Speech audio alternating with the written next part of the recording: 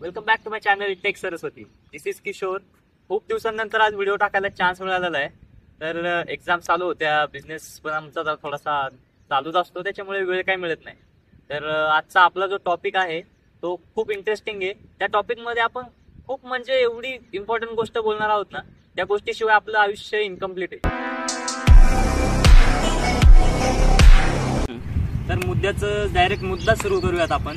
आपला मुद्दा जो आहे आजचा तो आहे, अरे डिस्टर्ब करताय जरा सगळे, कुठून आले काय माहिती भाई, काय चाललंय तुझं?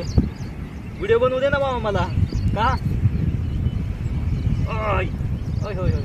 गबसा रे गबसा, शांत बसा शांत बसा शांत बसा, बोलू द्या मला व्हिडिओमध्ये प्लीज. डिस्टर्ब जा घेऊन. या असे डिस्टर्ब करणारी लोक येतात कधी कधी मध्ये, पण ते आवडतात मला, त्याच्यामुळे त्यांना काही बोलणार नाही मी. असतात प्रत्येक एरियामध्ये असतात टोपीज, सगळ्यांनी प्रेम केलं पाहिजे त्यांच्यावरती.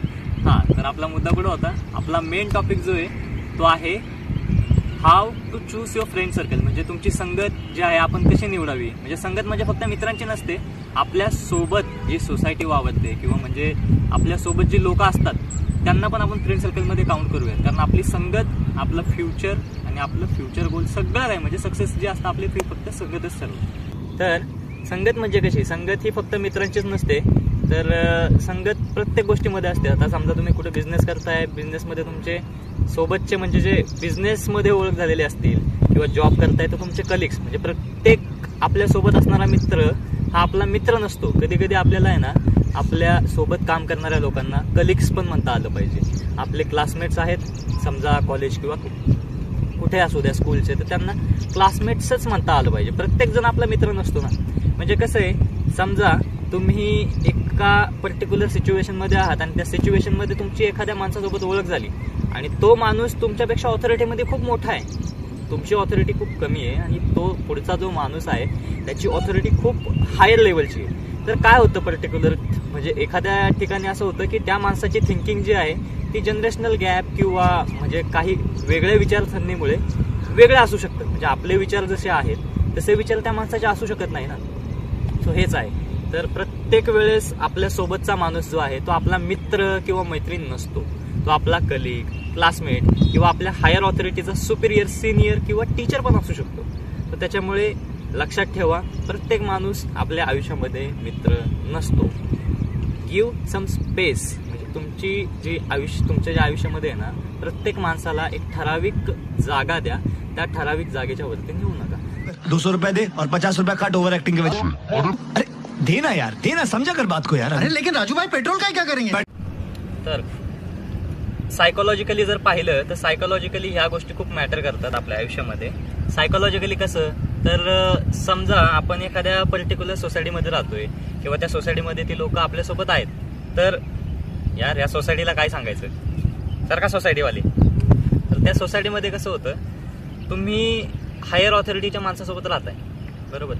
जर आपण त्या माणसासोबत आपली जवळीक वाढवली तर आपल्याला तर बरं वाटतं, पण पर्टिक्युलर एका वेळेला गेलं की तो माणूस आपल्याला कधी कधी काही लिमिटेशन्समुळे काही बोलू शकत नाही किंवा आपल्यासोबत नीट वागू शकत नाही. काही लिमिटेशन्स असतात किंवा काही ऑथॉरिटीच्या म्हणजे काही थिंग्स असतात. त्याच्यामुळे सायकोलॉजी कशी वर्क करते फ्रेंड सर्कलमध्ये, समजा तुम्ही काही लोकांसोबत कंटिन्युअस राहताय, कंटिन्युअस राहून म्हणजे असं होतं की कधी कधी तुम्ही तुमची मतं पुढच्याला एक्सप्लेन करून सांगता, ती मतं त्यांना पटतात आणि पुढचा जो असतो तो पण कधी कधी तुम्हाला एक्सप्लेन करून सांगतो, ती तुमच्या दोघांची मिळून मतं तयार होतात. तर ती सायकोलॉजी अशी मॅटर करते. त्याच्यामध्ये कसं आहे, पुढचा माणूस जसा वागतो तसाच त्याच्यासोबत असणारा माणूस पण वागतो. सायकोलॉजी अशीच असते.